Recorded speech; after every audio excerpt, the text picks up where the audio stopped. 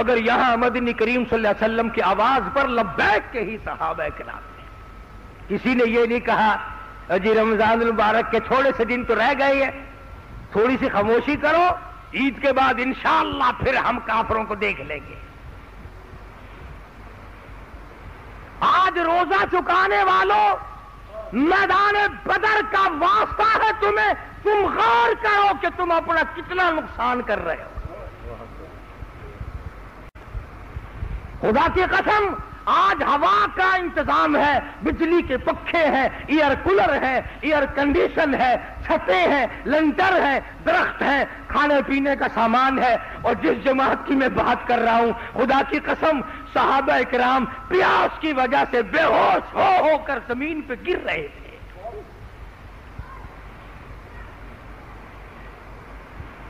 مدنی کریم صلی اللہ تعالی علیہ وسلم اپنی جماعت کو لے کر میدان بدر میں تشریف لے آئے.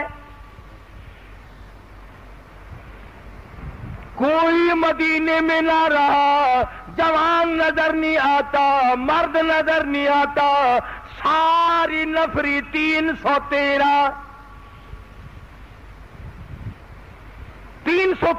کی نفری ہے، کوئی زیادہ نہیں. مدنی کریم صلی اللہ تعالی علیہ وسلم نے میدان بدر میں تشریف لا کر ڈیرا ڈال دیا. مختصر سی جماعت ہے، ہتھیار نہیں، ریشن نہیں، اسلحہ نہیں، تلوار نہیں، گھوڑے نہیں، ساز و سامان نہیں. ادھر مدنی کریم صلی اللہ علیہ وسلم نے اللہ پاک کی حضور میں دعا کے لیے ہاتھ پھیلا دیے اور آواز لگا دی، او میرے پروردگار، حق پرستوں کی ہیلا کی تو نے کر دل جوئی نہیں، تانا دیں گے بت کے مسلم کا خدا کوئی نہیں. اور میرے رب، میرے پاس جو جماعت تھی میں نے لا کر پیش کر دی، اگر آج یہ مٹ گئی تیرا نام لینے والا کوئی نہیں.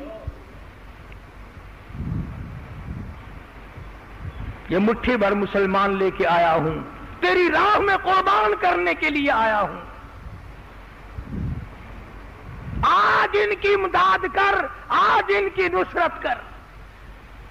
صدیق اکبر رضی اللہ تعالی عنہ فرماتے ہیں اتنے آنسو بہائے محمد عربی صلی اللہ علیہ وسلم نے کہ آپ کی داڑھی مبارک سے نیچے گزر کر آنسو ٹپک رہے ہیں. اور صدیق اکبر رضی اللہ تعالیٰ عنہ نے آگے بڑھ کر کے فرمایا، کالی کملی والے گھبراؤ نہ، اللہ کی نصرت آ گئی، اللہ کی امداد آ گئی. قرآن کریم کہتا وَلَقَدْ نَصَرَكُمُ اللَّهُ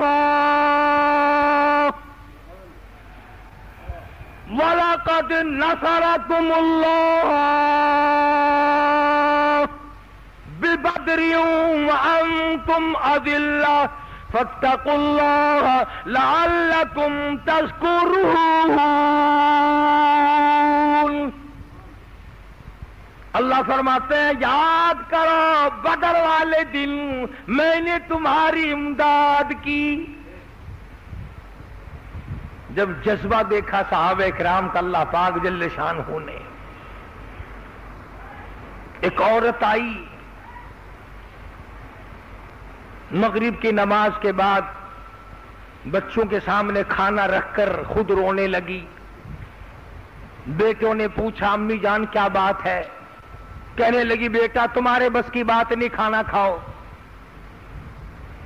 بچے کہنے لگے امی جان جب تک پریشانی کی وجہ نہ بتاؤ ہمارے حلق سے لقمہ کیسے گزرے گا؟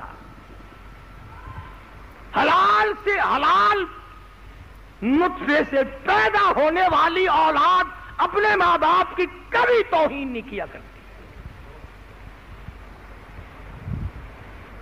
وہ ماں اور آدمی ماں کی بے ادبی کرے، وہ باپ اور باپ کی بے ادبی کرے. فرمایا باپ جنت کا دروازہ ہے، تو چاہے اسے بند کر دے چاہے اسے کھول کے رکھ. اور یوں فرمایا ماں تیری جنت تیری ماں کے قدموں کے نیچے ہے، اور حضور صلی اللہ علیہ وسلم نے فرمایا جب تو اپنی ماں کو تنگ کرتا ہے اور اس کا دل اور جگر اکٹھا ہوتا ہے، فرمایا ادھر تیری ماں کا جگر اکٹھا ہوتا ہے، ادھر میں جنت کے دروازے بند کر دیتا ہوں۔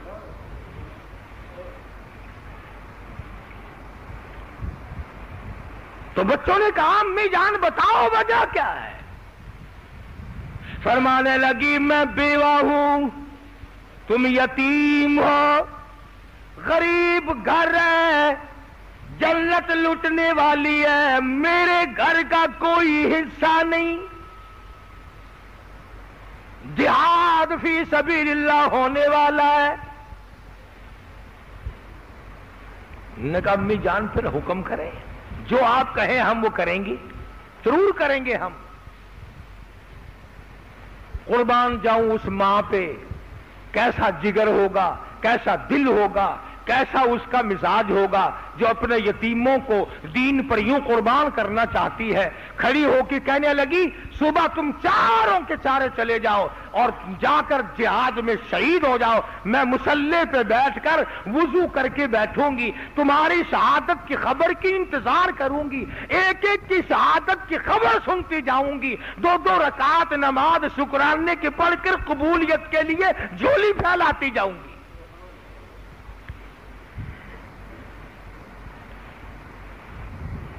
آج جیسی روح ویسی فرشتے، جیسے ماں باپ ایسی اولاد۔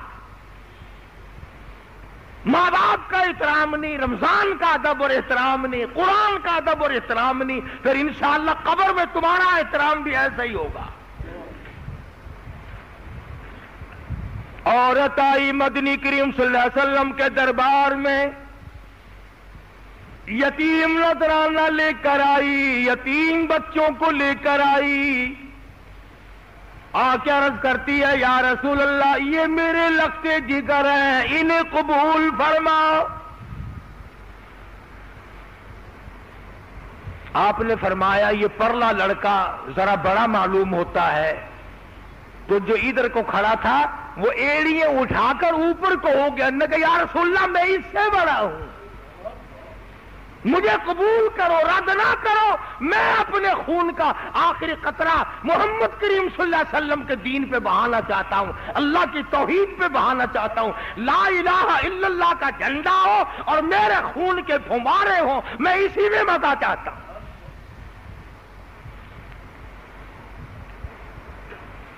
حضور صلی اللہ علیہ وسلم نے قبول فرمایا۔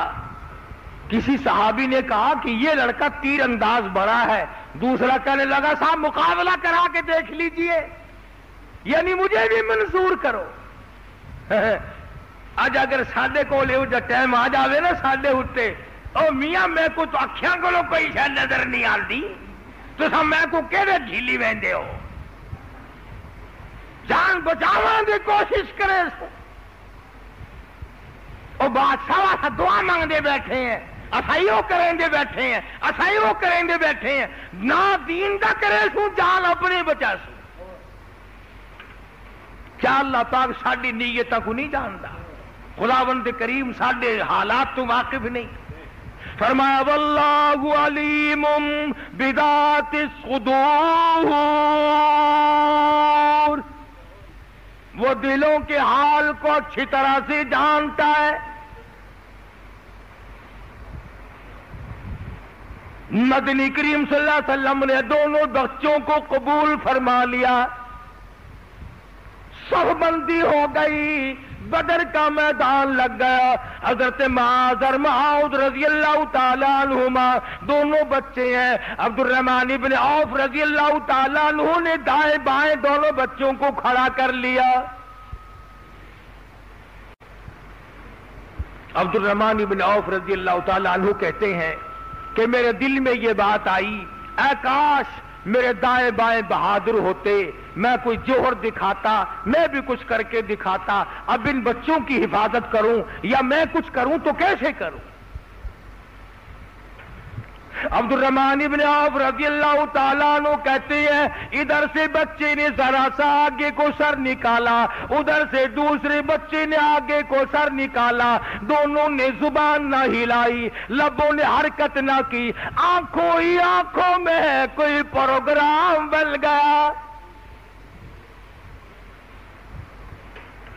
ہمارے یہاں تو آنکھوں کے پروگرام آنکھوں ہی آنکھوں میں اور بنتے ہیں نا، ڈوب مرنے کے، نسلوں کا بیڑا غرق کرنے کے، نسلوں کو داغدار کرنے کے، ماں باپ کی آبرو کو تباہ کرنے کے، اسلام کو بدنام کرنے کے پروگرام بنتے ہیں ہمارے یہاں آنکھوں کے اشاروں میں۔ لیکن یہ صحابہ کی اولاد ہے، حضرت خنسا کے یتیم ہے، آنکھوں ہی آنکھوں میں اسلام کو چمکانے کا اور کافر اسلام کے مقابلے میں آنے والے سب سے بڑے کافر ابو جہل کے ختم کرنے کا پروگرام بنایا۔